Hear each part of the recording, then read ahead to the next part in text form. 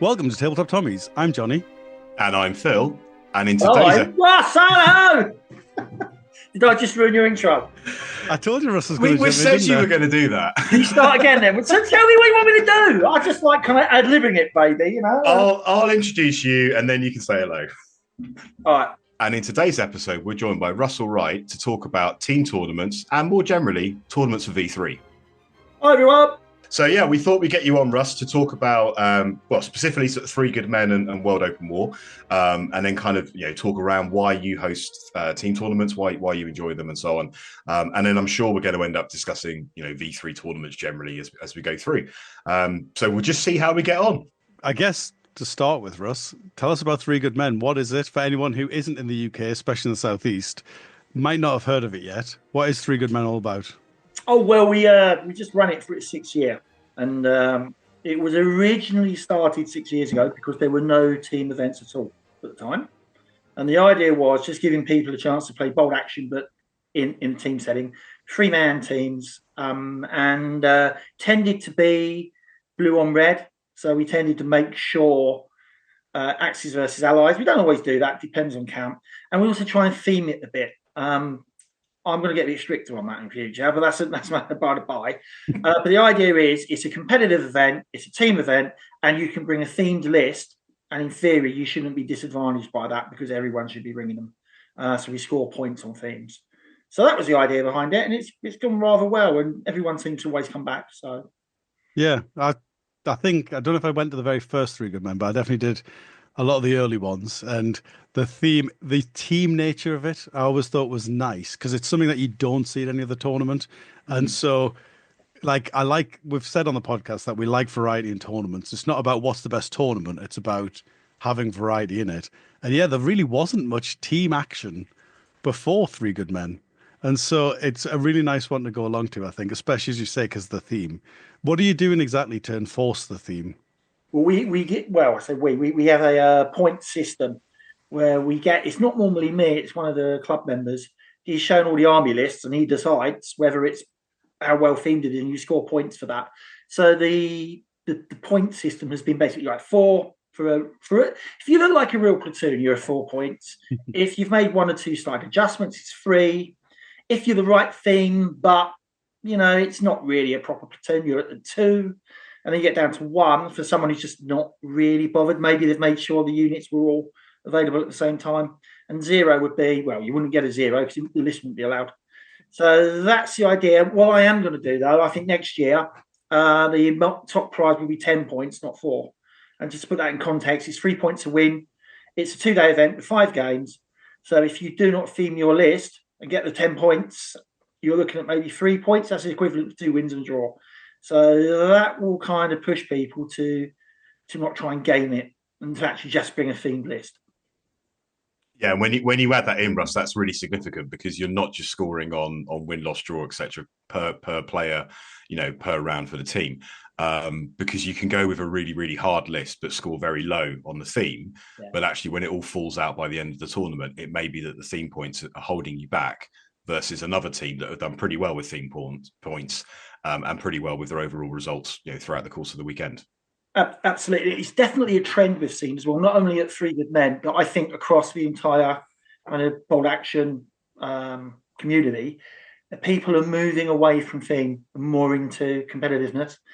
And the only way to stop it is you got to have hard and fast rules on it, or people will always do it. They're always going to turn up, some people, to a themed event and try and sneak in something because they want to win. It's sad, really, but I do think we need hard and fast rules if we want to protect themed play.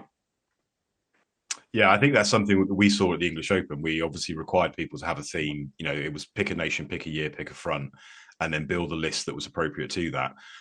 Even within that, though, you still get things like you're an experienced officer leading a platoon of Rangers, for example, and that kind of thing. And I know you can make arguments for it and say, well, it's a replacement officer, and the NCOs and the regulars are all experienced and so on. But yeah, it would be a shame if we lose events like Three Good Men, like the English Open, the Welsh Open, and so on in the UK, where people are expected to bring a properly themed list, and more so with Three Good Men, where it's the platoon structure needs to look like it is a proper platoon rather than a bit here and a bit there to open up the access to the other platoons you can take now in V3. Well, absolutely. And I have definitely seen that as an issue at Three Good Men, where it wasn't, that people are doing this more and more. So in the end, the hard and fast way of dealing with that is just points. If you want to do that, fine, you can come and win all 5 games, but you will not win the tournament. I think it was a big issue at Bournemouth as well. And I say that as someone who took things. I was one of the 8 things. But there was certainly, I was then told afterwards, it's meant to be a thematic event. My list, it was competitive, don't get me wrong, but it was definitely themed. And there were a few there that had 0 theme. And it's a bit of a shame, really. And the problem is, guys like Mike Smith will say that tournament is a themed tournament. Please bring a theme. This is this year's theme. And I'm sad to say there will be, out of 50, 40 players, there'll be a dozen that go, yeah, screw that. Well, I'm just going to bring whatever I want to bring and try and win it. And we definitely saw that, which is a shame. But there you go. So the only way to deal with it, hard and fast rules now. Bang, we're not accepting that list, or we award points from theming. And that will deal with the issue. Blimey, we've got into quite a heavy area already. Yeah, I mean, that was one of our reflections on Beachhead, was that after the tournament, we were like, there was a theme. We didn't lean too hard into the theme. A lot of players didn't, because some players were using it as sort of like a practice event for WTC or another tournament, and other players were going fully expecting the theme. And that was one of our reflections, that a little bit more clarity around which one is it would have been great. I mean, the thing that's interesting about what you're doing, rather than, so historically we've sort of bounced lists is the way we've dealt with this. And the thing that's interesting about awarding points for theme is you basically make the theme a competitive element. And so anyone who is a big competitive whacker or cheesy player suddenly has another element to their game. If they want to go and win Three Good Men, well, the first step is you build a list that's very thematic. And so actually you're kind of leaning into what they like anyway, which I think is a really good way to go. Yeah, I think it's difficult if you say, an event is themed, or there's an optional theme. And as soon as you give the word option, then you're going to open it up to to people who want to go and do well. Maybe, like you said, Jonny, because they're trying out a list for a tournament down the line. One of the things we said in our Beachhead recap was certainly the two of us. It's the first event of the year. We often see it as an opportunity to try something out, maybe with a view to something down the line, but normally we would lean into the theme. Less so this year. We were both pretty cheesy, to be fair. There's something for TOs to think about there in terms of what kind of event are you wanting to run, and making it clear to the players as well what they're signing up for, what can they expect. Definitely, just you have to be clear, and then that's fine, as long as you're clear. But this, it would be great if you do this, just does not work. Roll call, run by Gary Betts, has had similar issues over the last few years, where it's become more and more competitive from where it was before. I think one of the reasons we lost Cambridge too far was because I think with Steve Elias Tibbs running it, he once said to me a few years back, he said he just couldn't be bothered anymore because he was bouncing so many lists and he was fed up with it. So it's definitely something that's been brewing, as it were. And both types of play are absolutely fine, but they don't mix. So that's all my view is on it, really. And just because you want to put some stabilizers on the bike and go thematic, you can still have a competitive event. So I don't see why. We have restrictions in place already. You can't bring more than certain types of platoon. There's dice limits. There's point limits. So this is just another way of trying to enjoy the game. It's interesting. The Warlord GT this year has removed the theming element. Yeah. So it is purely dice cap and points cap, but there is no requirement for it to be themed. Whereas last year there was, and again in the episode last summer, my reflection on it was, do one or the other. If it's the Warlord GT and it's meant to be the spectacle of competitive bolt action, just remove the theme, just go for it, which is what they've done this year. So it'll be interesting to see how that pans out this year. Yeah. And I mean, talking about the GT, that was exactly what we said, that you're using that GT branding, which came from 40k competitive scene, basically, and you adopted that, and that was telling people it was competitive. And so exactly, there was that like mixed balance. So I think it'll still be super popular because I think the thing that that does by removing the theming messaging is it tells anyone who does want to turn up and play thematic that like you might get stomped. And that's because Yeah, that's fair the thing that I warning. think upsets people. It's not turning up with an army that can't necessarily win.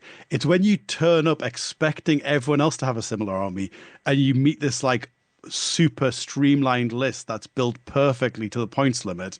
And you thought you were just turning up for a casual, I don't know, beach landing game. Yeah, Yeah. completely. And then just to exacerbate that, if you're playing a tournament where dice kills are only going to be a secondary, that player could run into one of the competitive players in round one, and it's 4 or 5 turns in, game's over. That player, understandably, he's like, you know what, I'm done here, I've had enough. But the opponent is like, no, no, no, no, I need to rack up a score here. Mm. And that's no fun when you're just being rolled over and you're being asked to stay at the table to have that done to you. Yeah. So yeah, I you know what?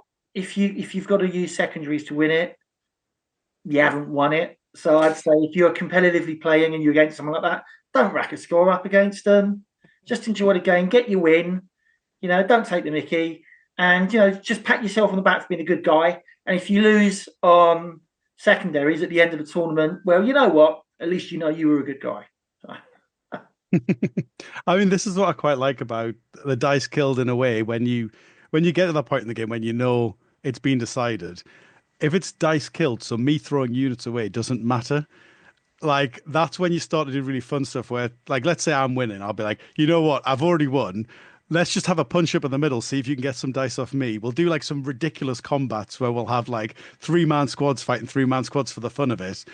And so I've always liked the dice killed more than the dice preserved because what I find is dice preserved, people go into hiding once they're ahead and then just Yes. like set Yeah. up camp, don't they? And it's a really dull last couple of turns. Mm. Yeah. Yeah. No, I agree with that. Should we pivot back to Three Good Men or team tournaments generally? So for those that don't know what Three Good Men's all about, Russ. So obviously it's teams of three, hence the name. Yeah. It's a Southend-on-Sea Wargaming Group held at the clubhouse. What else is sort of unique to it compared to maybe some of the other team events that we see? Well, it's run, as you say, by SSWG in the Southend, so it takes place at the clubhouse, which must be one of the only permanent clubhouses in the UK, I imagine. It's not a rented church hall or something. They actually have building, and as a result, the tables in there are pretty good. And we can set everything set up overnight. It's our place. There's a cozy atmosphere to it. We put on breakfast and lunch for everyone, so so you can stay around at the tables. Lots of people meet up afterwards, which is fairly standard, I think, for certainly for 2-day tournaments. That happens. That's good fun, and the teams coming are often from clubs as well. So it'll be a bunch of free mates getting together and thinking, wow, we actually get a chance to be a team and play in an event. And that's, for me, one of the real key points. I really wish we had more team tournaments because outside of the international ones, we just don't have them. There's a couple where it's like partners. Yeah, there's a lot of doubles events, yeah. Or not a lot, but there are certainly more doubles events than there are, team events, yeah. Yeah, and I get that team events are hard on TO to organise. The issue being, if a team drops out, it completely wrecks your scheduling, whereas it doesn't for an individual tournament. But it's manageable. You just have to be flexible. So I would encourage people, have a go at running one. See what you think. I'm going to put myself on the spot here. It's something I've been thinking about in the last couple of weeks, having been to Three Good Men for the second time, and started talking to some people around the south, and also reaching out to the South Wales Warlords just to see if they would be interested in a 3-person team event somewhere in the south, based on WTC, based on WoW, based on Three Good Men, that kind of principle, but just making it work in an environment, unlike with your clubhouse, making it work in an environment where you can't set the tables up the night before because you're doing it in a venue that isn't your own clubhouse, and also where the missions are going to be the same per round, unlike at Southend, which is really unique, whereby the missions are tied to the table as opposed to what round you're playing. Yeah. That tying to the table as well gives us a really fantastic USP that I can create a group of free tables. I can make them thematically very different to each other. I can put different missions on them so they play differently. And I can do that knowing that the player, in theory, should not end up on a table with a mission where it's an auto loss for them, which can happen if you do that at an individual's event.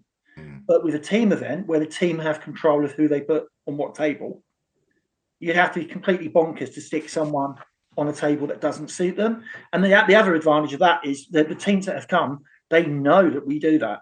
So they will, the good, or the good's unfair. The teams that are thinking it through will bring very different lists.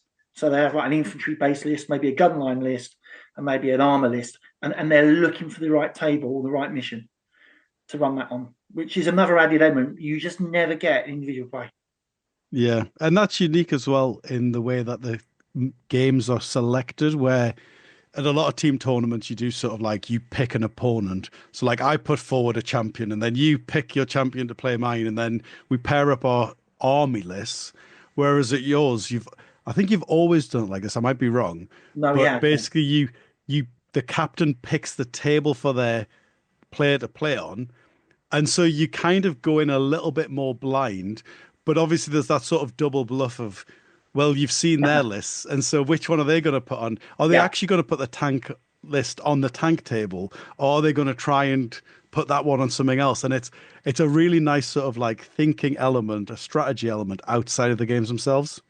And the fun of that is when you see two players staring at each other going, "No, I didn't think I'd be playing you," which definitely happened at the weekend. We had a few games like that where the opponents were genuinely surprised at the decision made by the captain on the other team. And we're often like, well, actually, we picked this table so I would get a match up against this guy, and you've turned up. So yeah, that adds to the fun. Atmosphere is very good as well. Generally speaking, people play to a good level of decorum. There's respect. But everyone there knows each other pretty much. There's always one or two personality clashes at these events, but generally speaking, they run pretty nicely. Yeah, I think that's a good point in terms of the choosing your list to the mission, but potentially sort of also working out, well, my opposition team, maybe this player is going to play that. Certainly at Three Good Men the previous weekend, it was me, Gowan, and Graham, and we had a couple of those rounds where I put myself on a table expecting a certain list from a certain player, and then obviously revealed who the lists were. We're like, okay, well that completely changes everything, because I'd planned, in my head, this mission against likely to be this list. It makes the most sense. And I remember it at WoW as well, last year playing against a Scottish team. The final game for me, round 6.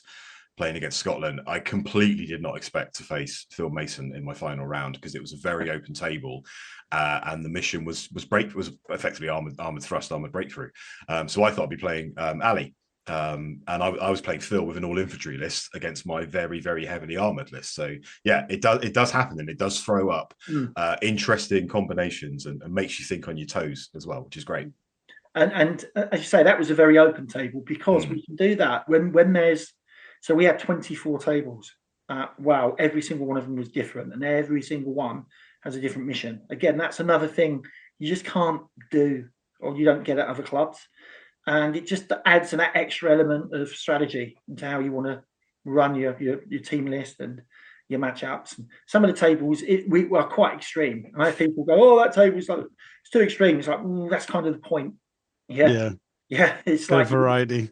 Yeah, so you will play. There will be a Stalingrad table where you can't see anything, next to a desert table which has got sandberms, so you can get hull down.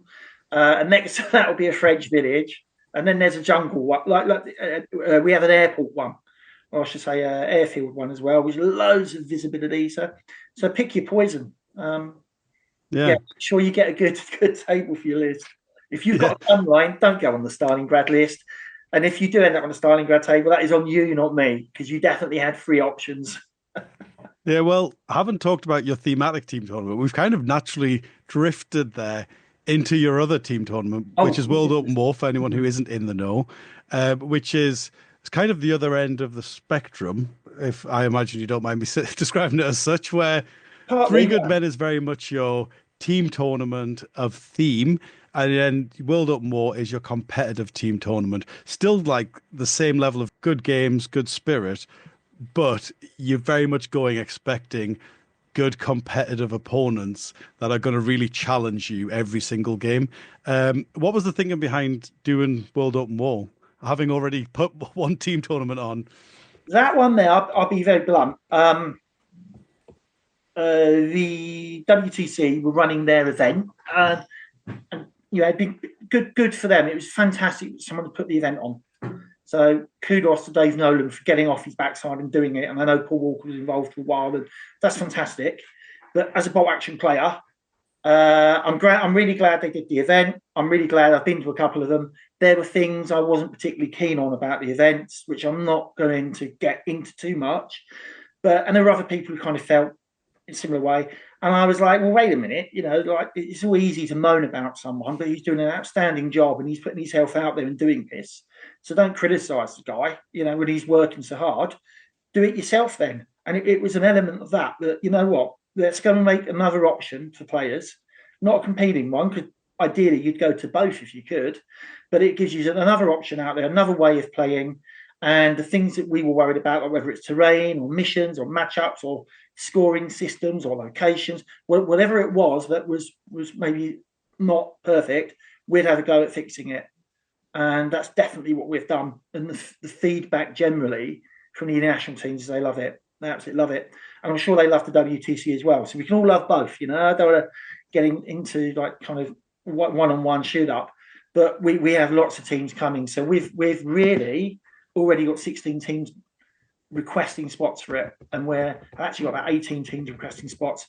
We only have 16 spots, so I've then got to go through the process of working out where we go. But at the moment, we have something like 14 different nations at the event, which I'm over the moon about. We've got a real mix of countries coming in for it. Yeah, and as you say, a lot of them are the same players, the same nations who play WTC, because it isn't a replacement for WTC. Like, it is very different. Where at the WTC, they tend to do the same table for all three players, same mission. You pick your opponent. And so, as you say, you get that dynamic of you have to build a bit of a generalist list because your list's going to have to play every type of mission. Whereas what you're doing is you can be a little bit more pre-selective with your forces because you can build lists for a specific mission because you're choosing the player on the mission rather than the opponent. And so, and again, like I know, so you've got lots of units, so you're worried about Nebelwerfers. You end up on the Stalingrad table where they haven't got houses to use to just catch you. And so again, like your captains have that extra little bit of strategy, which you don't have at WTC, but equally at WTC, you have the alternate strategy of picking the ideal opponent for each list. And so it's a really interesting sort of difference between the two. And as you say, I don't think one replaces the other.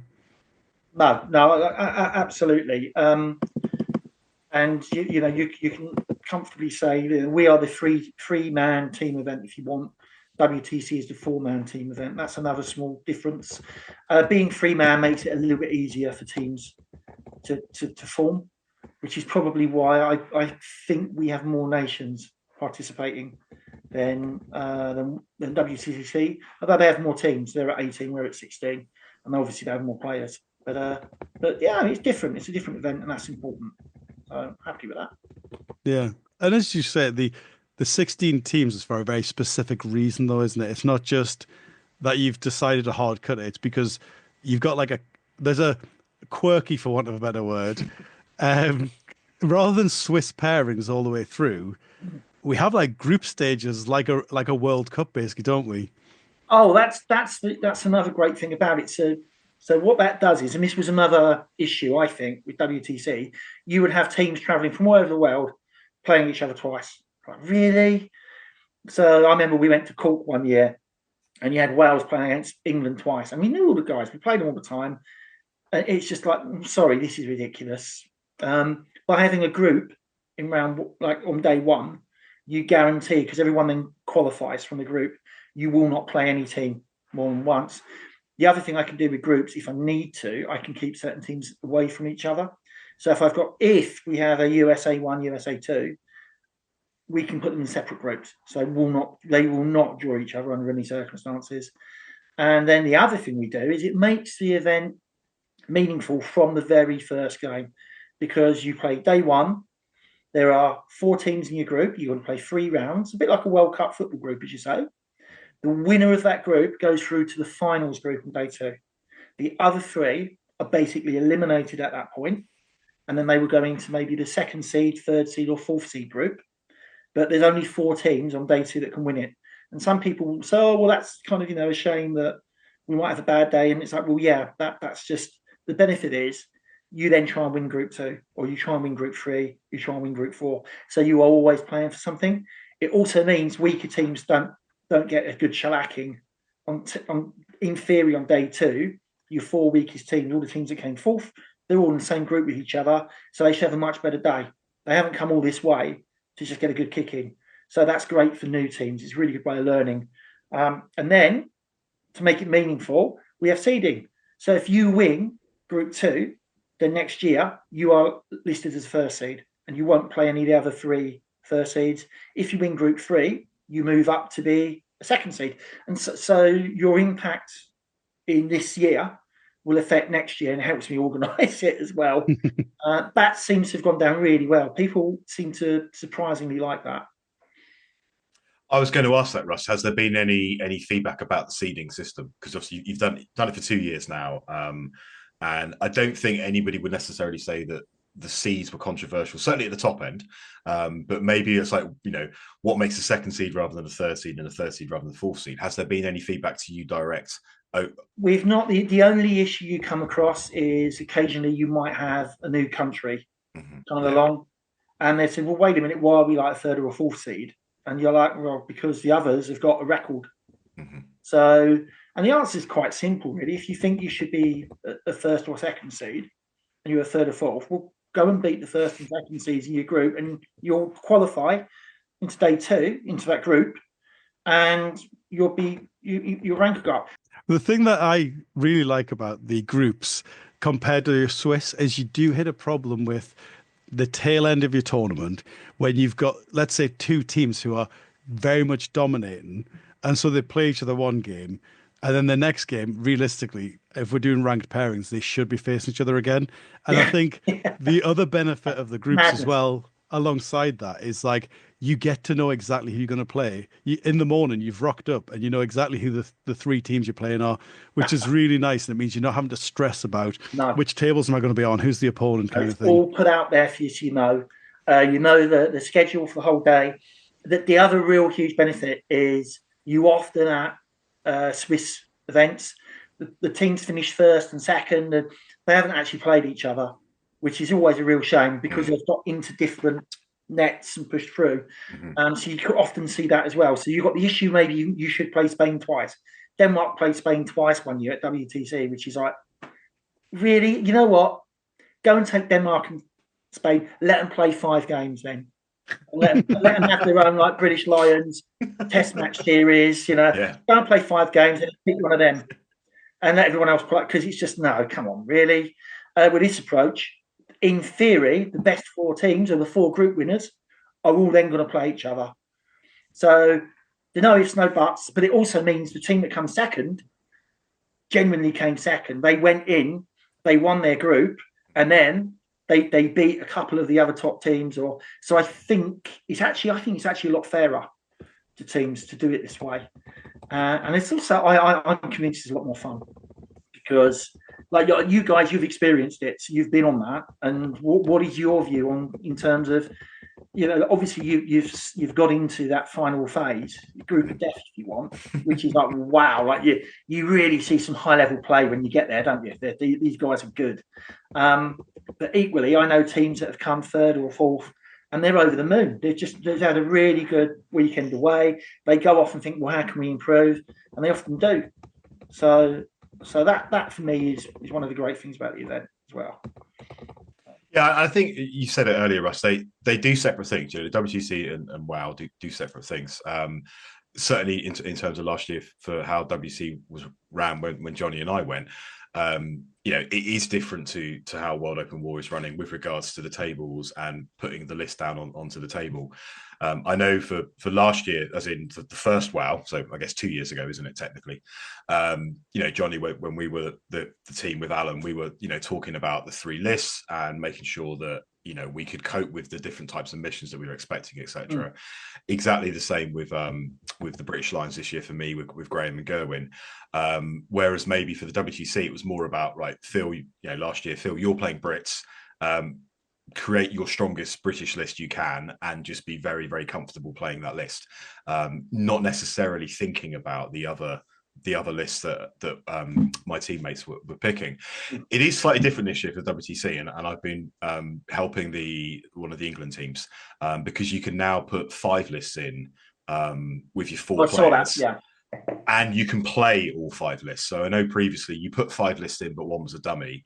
This year you can take all 5. So you can, for example, create 5 lists that complement and contrast. And for certain missions, one of those lists might really not be very good. So you pick the 5th list, and one of the players plays an alternative list. I like that. I think that adds more of a genuine team element as opposed to maybe 4 people playing under the same banner without necessarily creating complementary and contrasting lists. I remember with Wales last year, we because one of the other rules last year was you put your list in, you don't have to name who's playing the list. So in theory, you could swap player. And there was a little bit of psychological warfare on day one with us, and I think it was particularly England 2 and Denmark, where I was confident saying, "Oh yeah, we're probably going to move lists around because we know Gary Morgan will definitely beat you. I've got your number, so I'll definitely beat you, whatever you do. So we're just going to put the list up, and I'm definitely playing you this round. Gary's definitely playing you." And we did that twice, and it definitely, you could see the impact on your opponents, which is fun. It's a competitive event, and they're like, "Oh my God, have I really got to play him?" You could see him thinking it, "Oh, I've never beaten him." And we didn't do it in the end. We just did it. I was disappointed in that, Russ, because you talked the talk, and I was really think looking forward to seeing it Johnny. because. You two were lined well, you were up. giving it large, and I was looking forward to playing you with not your list. In the I bar the night before. I thought that would be a lot of fun to see you trying to play really competitively at an international level, but with an army you hadn't built. I thought this is brilliant because if you win, full credit to you if you win in those conditions. And so I was really looking forward to it. And then when you actually didn't do it, I was genuinely disappointed that you pulled back at the last minute because I was really excited to see it. Oh, I'll do it next time, I promise. I think it certainly got Bo and the Danes going, didn't it, Russ? To be fair, man, it was a lot of chat about that. Yeah, we had a few tactics in place for them that paid off really well. The favourite one I remember was speaking to Paul Wickens. This is real inside baseball. This must be really boring, people. But as a strategy, Denmark like to be super organised, ready, prepared. So we rocked up with 10 seconds to go before the game started. So Bo didn't have time to prep properly. And you could see he was like, "Oh, you should be here. We need the table." And now we'll take that table. He's on that table. It threw a lot of their planning off. They made a tactical error as well on a mission. No flanking. He told all these players, "You do not flank on this mission." We told all our players the opposite. You do flank on this mission. And I think we ended up 3-1 winners out of that. We won't talk about the rest of the event. No. But yeah, that was a fun moment. And that's the other thing with team events. You get really fun moments like that. Yeah. Where, you put some strategy together and your players do it. And you get other great situations where you've come away, you've got to win. And you're looking over at your good teammates thinking, come on. And then there might be a situation where you just need a draw. Yeah. Looking over to see if they can do it. And that adds to the event. Oh, absolutely, yeah. Well, if anyone's interested in playing for Team England, the way we're doing the selections this year, historically we've done a qualifier. It was obviously it's another event you have to turn up to. So what we're doing this time is we're using the rankings we've been preparing over the last sort of 12 months. We've been trialing them out, testing the exact sort of structure of it. And so effectively, if you want to play for Team England, get yourself to those big tournaments, get yourself on the rankings, get your experience in basically, because that's the other side of the coin. If you do one tournament and then get first place, that doesn't necessarily mean you can do it consistently. And so I'm really hoping that this year we can, I think our top we've done so far is 4th. So I guess this year we're aiming for at least a top 3, surely. Whoa. And presumably England are going to be second seeds again, aren't they? Because of yeah. I hope so, because we are good at knocking the top dogs off the perch. No, you're locked in at second seed. So the first seeds for next year, we've got them somewhere.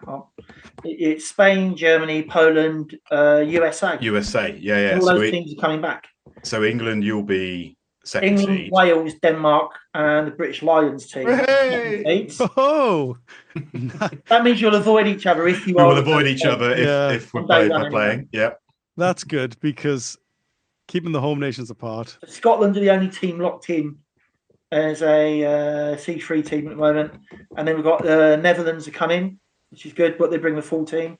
Northern Ireland will be back. That's great. And then we are talking to Australia. They're really keen. They've been keen every year. So like I'll speak to them again in April when we're a bit nearer the time. Italy want to bring a team. French talking about bringing a team. So Sweden had a chat with. So we're looking like we could have, a lot of single international teams, not requiring. I think that the phrase is a Gumby team. I think WTC got 4 England teams, which is fine. The more the merrier. But there are filling teams out there as well. But that's fine. We do it as well. So, Jonny, for England, if you want to be considered, you need to get to those major events, appear in the Bottle Action British Series table, and then Babs will tell you whether or not you're playing, basically.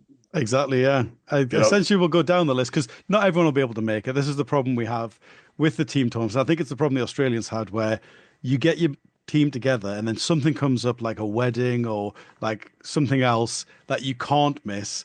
One teammate drops out, and then if you come from Australia, trying to find someone else who at short notice can afford all that distance to travel, like I think that's historically been one of the issues for the long distance teams. Obviously, for England, I don't think anyone's going to be more than a 6-hour drive necessarily. Maybe it's an 8 if you're really in the countryside up in the Lake District. And so essentially we're going to go down the list, starting with your top ranked player and work down the list to form a team. And if you can't make it, it'll be offered to the next place in the list. So yeah, check the Babs to see if you're in line to the throne, as it were. And Russ, if we've got players who are interested from overseas, what do they need to do?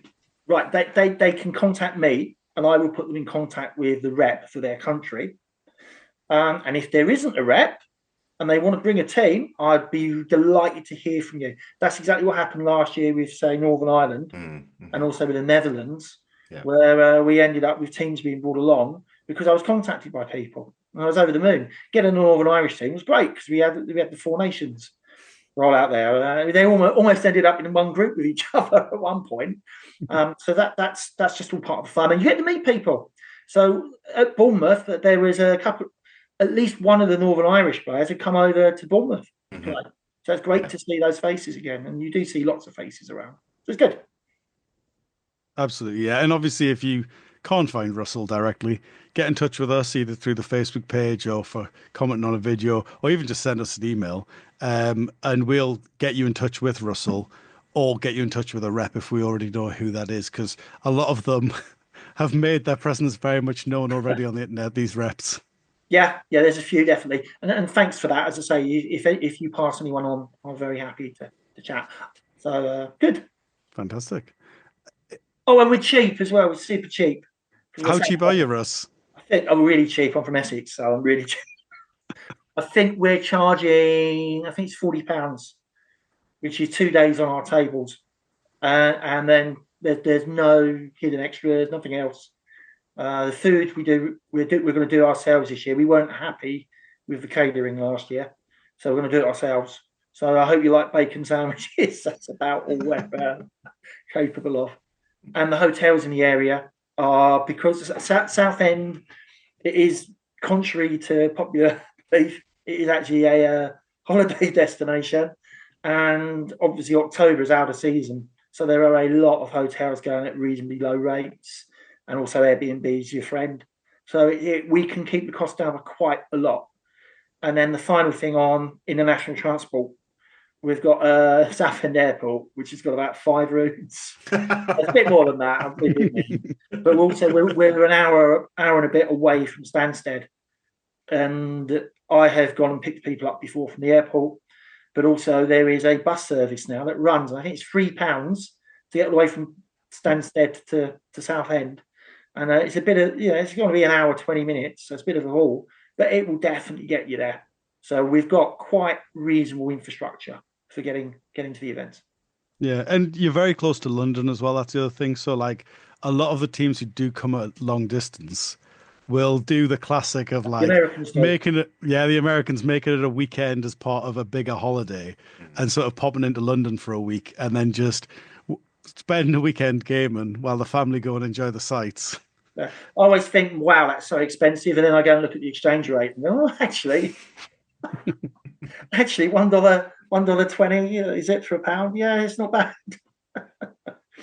So if you fancy a cheap holiday over from the US, you're very welcome to visit us. And Well, if you're interested in playing in Three Good Men, get in touch with Russell, or if you already know someone who goes every year, I suppose they can put you in the right direction.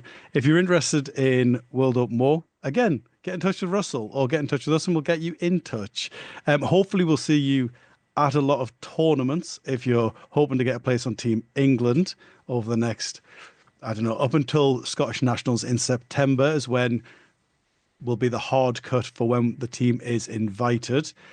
But other than that, thank you for listening. Yeah, and if you're interested in maybe running a team event yourself, get in touch with us, get in touch with Russell. Like I said, it's certainly something I would love to see more of in the UK, and I am definitely going to have a look at maybe doing something in the summer in the UK. So yeah, it would be great to hear from potentially any other people think of the same thing. Thank you very much, Russell, for joining us. Not your first time on the pod, but certainly as informative as ever, I would say. So eternal thanks as usual. yeah, it was a pleasure. Thanks for inviting me on, and yeah, happy to chat anytime. You know me. Ta-ta for now. Ta-ta for now from me. Ta-ta for now from me.